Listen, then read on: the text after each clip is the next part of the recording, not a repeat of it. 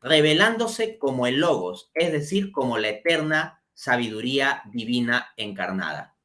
Recuerden lo que nos dice el prólogo del Evangelio según San Juan. Al comienzo era el Logos, o la palabra, el verbo, y el Logos estaba con Dios, y el Logos era Dios. Juan 1:1.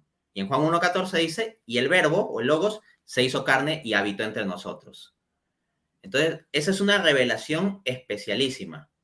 Resulta que Jesús usó deuterocanónicos para mostrar esa misma verdad.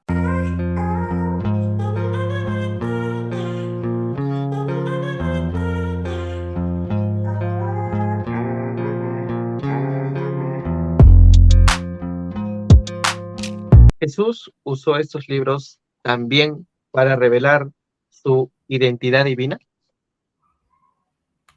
Respuesta, sí. Y esto sí es un uso especial e importante. O sea, ya aquí estamos en otra categoría. Porque lo que he mostrado es que Jesús utilizó estos libros, especialmente el de Eclesiástico, para enseñanza moral y espiritual, y hallamos unos paralelos. Ya, pero más allá de la enseñanza moral o espiritual, acá ya estamos yendo a otro nivel de revelación ya especial. El nivel de cuál es la identidad de Cristo. Piénsese, ¿cuál es el mensaje más importante de toda la Biblia? El apóstol Juan, cuando escribe su evangelio, en Juan capítulo 20, ¿qué dice? Estas cosas se han escrito para que conozcan al Hijo de Dios. O sea, que Jesús es el Hijo de Dios. Entonces, noten cómo el mensaje más importante de toda la Biblia es la identidad de Jesús. Saber quién es Jesús. En consecuencia, si Jesús usa libros deuterocanónicos para revelar algo que no es de teología natural general, sino ya de revelación especial y tan importante como su propia identidad, ya ese uso es una cosa de más interés. Dicho eso, miren, Jesús enseñó alta cristología, o sea, sobre su propia identidad siendo el Cristo, usando deuterocanónicos, revelándose como el Logos, es decir, como la eterna sabiduría divina encarnada. Recuerden lo que nos dice el prólogo del Evangelio según San Juan.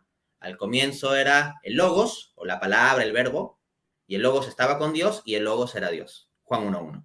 Y en Juan 1:14 dice, y el verbo, o el Logos, se hizo carne y habitó entre nosotros. Entonces, esa es una revelación especialísima. Resulta que Jesús usó deuterocanónicos para mostrar esa misma verdad. Vamos a ver evidencia específica. Mateo 11 del 28 al 30, dice nuestro Señor. Vengan a mí todos los que están cansados y agobiados, y yo los haré descansar. Lleven mi yugo y hallarán descanso, porque mi yugo es suave y mi carga es ligera.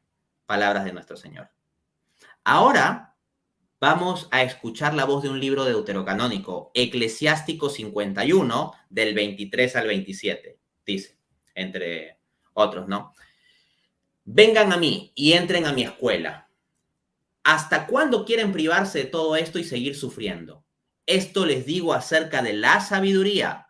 Adquiéranla gratuitamente. Pongan el cuello bajo su yugo. Miren qué gran descanso he encontrado. Entonces se está hablando de la sabiduría, y recuerden que Jesús es el Logos, la sabiduría encarnada. En el libro deuterocanónico escrito antes de Cristo, se está hablando de la sabiduría y se le asocia a poner nuestro cuello bajo su yugo. Y luego dice, qué gran descanso he hallado. Pues bien, eso es lo que Jesús dice sobre sí mismo. O sea, lo que el libro de Eclesiástico revela sobre la sabiduría en relación al hombre es lo que Jesús específicamente, y hasta utilizando un término tan concreto como yugo, dice sobre sí mismo, lo cual significa que Jesús estaría utilizando este libro para revelar su identidad como la sabiduría encarnada. Y si alguno dice, es que Dante tiene que ver forzosamente este paralelo porque Dante es católico y como Dante, pues, quiere promocionar los libros deuterocanónicos, entonces necesariamente tiene que ver este paralelo donde no existe. Pues bien, resulta que un gigante académico protestante, Craig Keener, presidente de la Evangelical Theological Society, dice lo siguiente, abro cita, incuestionablemente, Jesús modela sus palabras directamente con base en Ben Sirá. es decir, eclesiástico. O sea, el libro de eclesiástico a veces se le llama la sabiduría Ben Sirá o Sirácides, ¿no? Si alguno encuentra que en la Biblia católica dice Sirácides, ese es el libro eclesiástico del cual estoy hablando. Entonces tenemos un gigante académico protestante diciéndonos que Jesús incuestionablemente, o sea, él ni siquiera deja lugar a duda, dice que incuestionablemente modeló sus palabras con base en ese deuterocanónico. Esto lo dice Price Skinner en su libro The Gospel of Matthew, editorial Ehrmans, Grand Rapids, 2009, página 349. Asimismo, el académico protestante Donald Hafner, profesor del Fuller Theological Seminary, uno de los seminarios teológicos más relevantes del planeta, dice lo siguiente, abro cita: Cristo habla aquí del modo en que se vio que habla la sabiduría. Y aquí tenemos otro elemento importante en cristología, donde Cristo se identifica con la sabiduría que existió con Dios desde el principio.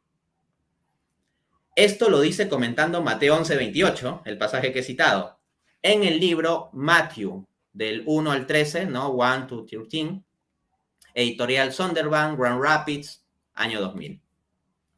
Asimismo, encontramos que Jesús dice en Juan 14:15, si me aman, guardarán mis mandamientos. Pero en otro deuterocanónico, en el libro de Sabiduría, Sabiduría 6:18 dice, el que ama, se refiere a la sabiduría, el que la ama, a la sabiduría, obedece sus leyes, y cumplir sus leyes asegura la vida sin término. Entonces, noten cómo este libro está diciendo que el que ama la sabiduría obedece sus mandamientos, sus leyes, y cumplir sus mandamientos se asocia a vida eterna, que son las palabras con las que habla Jesús. Él habla en términos de amarlo, de guardar sus mandamientos y de acceder a la vida eterna en el Evangelio según San Juan, especialmente en el capítulo 14. Entonces ya lo tenemos prefigurado en un deuterocanónico. Es verdad, muy interesante. Yo me imagino, mientras explicabas, estaba imaginándome un poco un Jesús como que más de niño, que cuando leía los deuterocanónicos decía, oye, esto habla de mí. O si no decía, esto yo creo que lo voy a utilizar para futuro. Me imaginaba un poco esa, esa comparación, ¿no? Qué profundo y Qué sobre todo bonita qué contenido. reflexión, qué bonita Sí, reflexión, ¿no? Porque está, nosotros está hablando, me nos, estaba como que espiritualmente me estaba un poco pensando en eso. Oye, y si Jesús cuando leía esto, pues seguramente dirá algo parecido, ¿no? qué Sí, interesante, ¿verdad? Me has hecho ver este punto. O sea, nosotros cuando leemos las escrituras buscamos a Cristo, pero Cristo mismo claro. leyendo las escrituras, claro, él diría, acá estoy yo. Entonces, claro, cuando él Sí, lee, por sí, ejemplo, Eclesiástico 51, dice, acá estoy yo, por ejemplo. Qué bonito. así es. Ese soy yo, decía. Soy Sí, yo. yo soy. Bien, yo soy. Diego, continúa, hermano. Las posibilidades de que Jesús dijera eso son muy altas porque los niños judíos estudiaban las escrituras. Entonces le daban como un sombrerito como de regalo después de los 12 años. Entonces la posibilidad de lo que dice nuestro amigo Néstor no está muy lejana. Es decir, aunque él diga que es como una imaginación, se acercan mucho. Tanto es así que la Es palabra de plausible, Dios para ellos es importante. es plausible, es verosímil, claro. Sí, está entre, como dirían los filósofos, algo verosímil entre el ser y el deber ser de las cosas. Bueno, hablemos de algo importante que es la cristología, que es un tema encantador. Jesús significa Dios salva. Y continuamos con esto, que es importante. Jesús usó los deuterocanónicos para revelar su identidad de Mesías. Este es un punto muy importante. Nosotros muchas veces leemos la Biblia como cristianos del siglo XXI y eso está bien, pero es importante entender también las escrituras en el contexto del judaísmo del siglo I. Y allí la figura del Mesías es fundamental, fundamental. Muchas veces nosotros hablamos de Jesús como Señor, como Dios, como Salvador en un sentido soteriológico, pero la identidad de Jesús como Mesías y específicamente Mesías en un contexto judío es un elemento que a veces se pierde de vista, pero que no debemos perder de vista, ¿no? Es parte central de la proclamación de Jesús. Entonces, dicho eso, sí, hay evidencia de que Jesús usó deuterocanónicos para algo tan especial como revelar su identidad mesiánica. Así, por ejemplo, cuando algunos apologetas protestantes pretenden ridiculizar mi argumento diciendo, es que Pablo cita poetas paganos también, entonces metamos esos poetas paganos a la escritura. A ver, ¿para qué cita poetas paganos? Por ejemplo, en Hechos 17:28. ¿Para qué los cita? Para establecer puntos de teología natural, de revelación general, a griegos, filósofos con los cuales está dialogando. En cambio, acá no vemos puntos de teología natural, general, simplemente, sino que ya estamos entrando a revelación específica de la identidad de Jesús como sabiduría encarnada, o ahora lo que vamos a ver es la identidad de Jesús como Mesías. Por eso yo decía que si nos quedamos en los paralelos de enseñanza moral o espiritual, es una evidencia interesante, pero todavía no tiene suficiente mérito. Pero ya cuando agregamos estos otros elementos, ya es una evidencia de más mérito. Entonces, en el Evangelio según San Juan, capítulo 10, de los versículos 22 a 23, vemos que Jesús va al templo durante la fiesta del Hanukkah. Pues bien, en primer lugar, la fiesta del Hanukkah no aparece su establecimiento en ninguna parte de Biblias protestantes.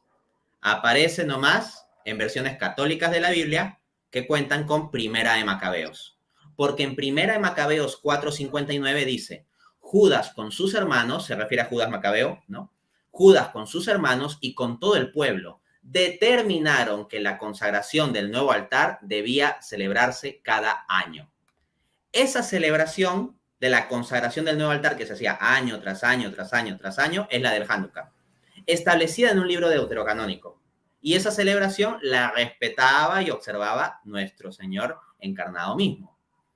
Ahora, yo entiendo que eso es interesante, pero no es de por sí suficiente. Pero vamos a agregar información, porque tenemos más información sobre esto. Pero no se pierda de vista ese contexto. Es un contexto en que se está celebrando la consagración del nuevo altar por parte de los judíos. Es en ese contexto en que se está celebrando eso que Jesús se presenta ante los judíos como, cito acá las palabras de Jesús, aquel que el Padre ha consagrado. Juan 10:36. Cuando lo que se está celebrando es precisamente la consagración del nuevo altar. Primera de Macabeos 4:59. ¿Qué implica esto? ¿Que Jesús se está revelando a sí mismo en medio del contexto de esa fiesta? El nuevo altar soy yo. Ese soy yo. Eso está revelando Cristo. Por eso es que obtiene reacciones de parte de los judíos, porque está revelando cosas grandes. Y de nuevo, este paralelo no es que meramente lo identifico yo como católico porque gratuitamente se me ocurrió, sino que encontramos que lo reconoce también, por ejemplo, el pastor luterano Rich Futrell, como pueden verificar en su artículo First Maccabees, ¿no? 14 del 36 to, el 51, 51, John, y luego 10, bueno, lo voy a leer en español más rápido, ¿no? Primera de Macabeos 4 del 36 al 51 y Juan 10 del 22 al 33. Así se titula su artículo y lo encuentran en www.kimberlinglutheran.com. Entonces, este autor protestante reconoce que allí hay un paralelo. El punto es, si hay un paralelo, hay que ver cuál es la significancia del paralelo. Y vemos que la significancia en el contexto en que se da es que Jesús está revelando su identidad mesiánica como aquel que constituye el nuevo altar.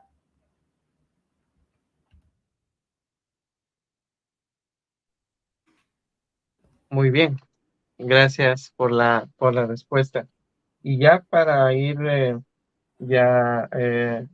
aterrizando en una pregunta más, queríamos saber, ¿hay algún otro uso especial que Jesús haya realizado de algún libro deuterocanónico?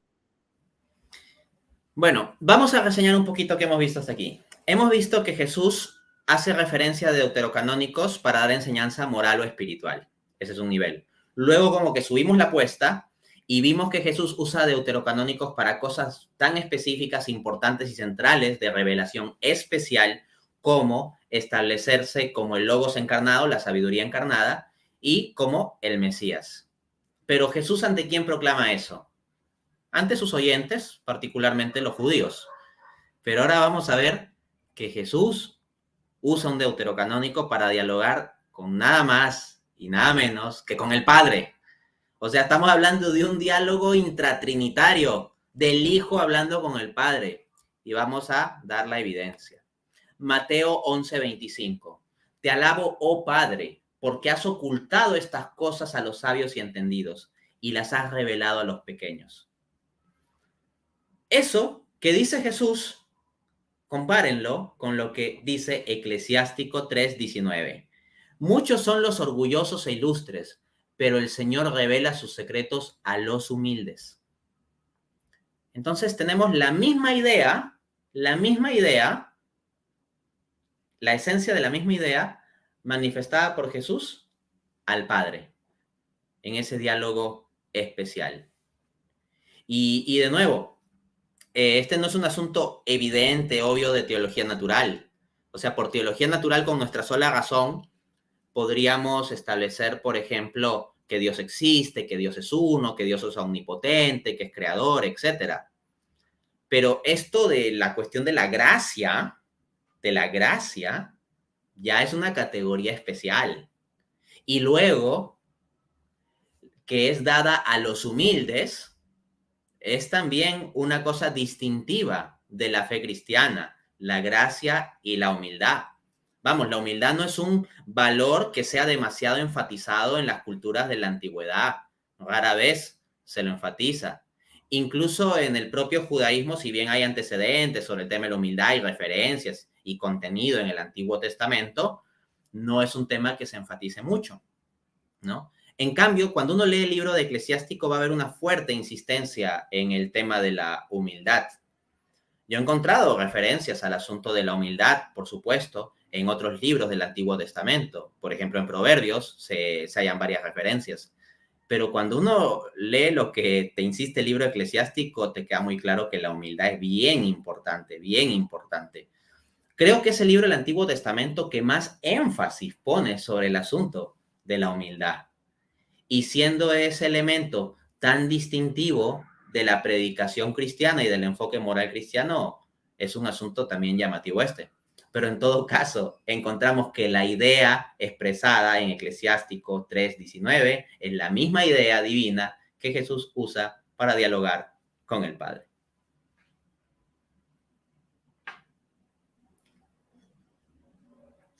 Muy bien, Dante. Gracias por darnos esa explicación.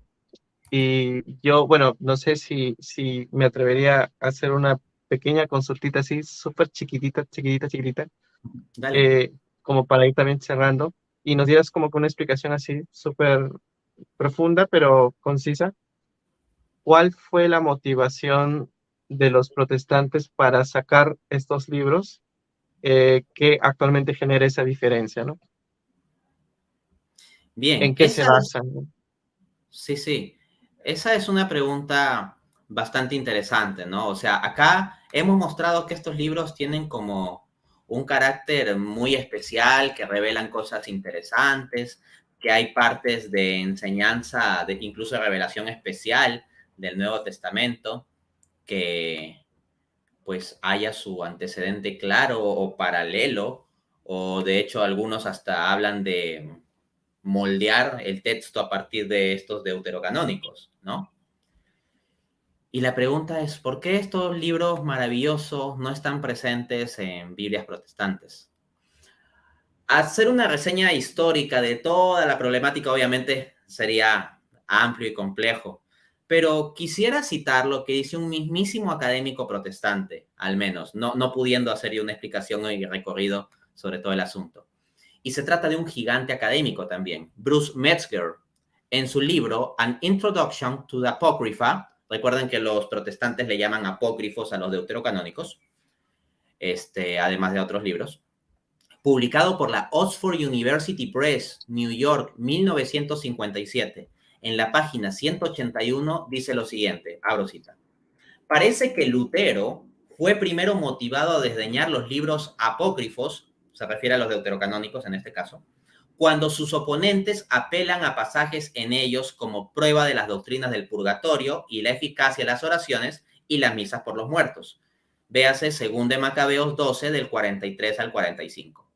Asimismo, el énfasis de ciertos libros apócrifos respecto del mérito adquirido por medio de las buenas obras. Véase Tobit 12:9, Eclesiástico 3:30, etcétera, naturalmente le disgustaba. Entonces, lo que tenemos es que el iniciador del protestantismo tenía unas visiones teológicas particulares que llevaban a que estos libros le disgusten. Entonces, en tanto le disgustaban, pues eventualmente terminó quitándolos del canon. Los relegó primero como unos libros simplemente que serían de útil lectura, o sea, en su traducción de la Biblia, Lutero también tradujo los deuterocanónicos, pero los puso como que eran útiles para la lectura, pero que no serían propiamente canónicos, que no serían propiamente escritura. Esa es la visión de Lutero. Entonces, lo que tenemos es que Lutero, en lugar de ajustar su teología a la Biblia completa, lo que hizo fue mutilar la Biblia para que en lo posible se ajuste a su teología. Y recordemos que Lutero, al menos de forma inicial pero clara, expresó opinión también contra el libro de Santiago, además de otros libros. O sea, del Nuevo Testamento, Lutero llegó a llamar a Santiago epístola de paja. Sobre el libro de Apocalipsis, Lutero llegó a escribir en su prefacio de la traducción que hizo al alemán, que en ese libro no se predica a Cristo, ¿no? Entonces, claro, Lutero veía elementos problemáticos también en Santiago o Apocalipsis. Ahora, el punto es que con los deuterocanónicos, él encontró un mecanismo que era decir, bueno, es que los judíos no aceptan estos libros. Y apelando a que los judíos no aceptan estos libros, ya así se pudo más o menos quedar tranquilo con el asunto de dejarlo fuera del canon, por decirlo así, ¿no? Sobre este asunto de que los judíos no aceptaban estos libros, pues yo tengo múltiples videos ya discutiendo sobre el asunto de los judíos, el canon, la fecha de cierre del canon, en qué contexto postcristiano y anticristiano fue que los judíos rechazaron los deuterocanónicos. Así que una decisión de judíos posteriores a Cristo en un contexto anticristiano ya no es vinculante para nosotros los cristianos. Si ahorita los judíos se reúnen en un concilio hoy día y condenan algo, a nosotros qué nos importa, o sea, no es vinculante para nosotros, ¿no? En cambio, si vamos a la línea de la tradición cristiana sobre cómo se entendieron las escrituras dentro del depósito de fe que recibieron, al final lo que de cuentas lo que tenemos es escritura con deuterocanónicos.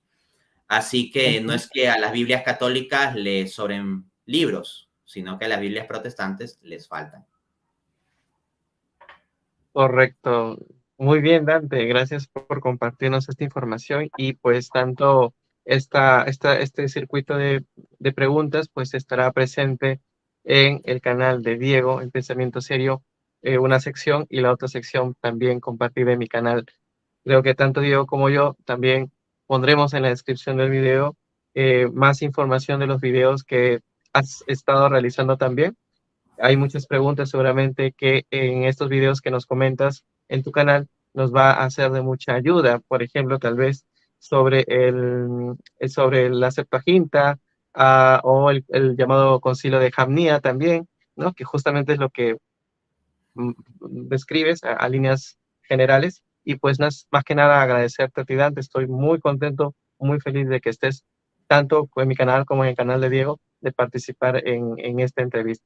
Así que, pues más que nada agradecerte, Dante. Diego, también agradecerte una vez más por las preguntas y acompañarnos también en estas transmisiones que estamos realizando en conjunto hace muy poco tiempo, la verdad. Y pues desearles a todos ustedes que nos han acompañado en las redes. Antes de culminar, no sé si podríamos, no sé si ustedes desean comentar cómo los podemos ubicar en las redes, aunque lo colocaremos también en la descripción del video. Tal vez, Dante, cómo te encontramos en Instagram o en YouTube, con tu nombre, cómo nos podemos encontrar. ¿O tienes una Sí, página, tal vez? Sí, toda mi información la encuentran en general indexada en internet como Dante A. Urbina, mi página web www.danteaurbina.com, Dante A. Urbina, el nombre de mi canal de YouTube, de mi página de Facebook, de Instagram, cuento también con Spotify. Esas son las redes sociales que manejo, ¿no? Lo preciso porque si ven por ahí cuentas de otra red social con el nombre de Dante Urbina, desconfíen. O sea, yo al final de mis videos dejo los links en la descripción de los videos sobre las vías de acceso a las redes sociales que manejo. Ok, entonces creo Dante Urbina en TikTok no hay. No, por ejemplo, no. O sea, Así que ya sabes. genial si alguien toma videos míos, algún Es fragmento y lo apócrifo. difunde, Es con apócrifo. gusto. Es apócrifo. Pero es apócrifo, ¿no? Eso sí. No es del canon. Muy bien, Diego, ¿cómo te podemos ubicar en las redes? Bueno, me pueden ubicar en una página web, también me pueden ubicar en un blog. La gente me conoce más por el blog. La vez pasada un sacerdote yo le dije para una entrevista y él me dijo, lo que pasa es que a mí no se me da muy bien escribir. Yo le dije, no, es en un canal de YouTube, por lo que del 2008 llevo escribiendo y nunca he debatido así por YouTube, sino solo escribiendo. Es decir, de los de antes, que usted duraba bastante tiempo mirando los argumentos y eran unos debates mejores. Actualmente, tristemente, como que hay mucha inmediatez. Tú haces un video, te equivocas un poquito, like, los hombres nos equivocamos. Estaba pensando mientras hablamos, en internet pasa algo muy interesante que están mirando error por error y están mirando como con lupa qué dijo y que esto no es tan intelectual, ¿no? Quiero precisar algo para que de pronto no ataquen el video. Ya me he vuelto como un poquito como así por tantas cosas que han pasado. Por ejemplo, cuando nuestro amigo Néstor dijo, bueno, que él pensaba dentro de su mente que de pronto Jesús estaba leyendo un, un texto de los deuterocanónicos, no es que estamos afirmando que así fue, es decir, él se lo está imaginando. Y en la teología, sobre todo en la espiritualidad, la teología espiritual, podemos jugar un poquito con la imaginación. Y además mi amigo Néstor es más pastoral, por eso hace eso, es más pastoral. Y en la pastoral, para que después no digan, Dante está diciendo tal cosa intelectualmente, lo está sacando y este es un libro y empiecen los protestantes a atacar ese punto. Es como triste esto, decir estas cosas, porque hay un filósofo que dice la proporción, que es Pitágoras o todos los pitagóricos. La proporción es como el justo medio de las cosas. Eso es Tomás de Aquino. Pero a veces parecemos más bien como univocista, parecemos más bien como un poquito como platónicos, si acaso somos realistas platónicos, parecemos más bien como postmodernistas, en fin, porque como que sacamos todo de contexto. Y ese es un problema hoy en el pensamiento. Entonces, por eso yo hago esta aclaración para que no se den malos entendidos. ¿Es triste decir eso? Sí, pero en internet se ve cada cosa impresionante.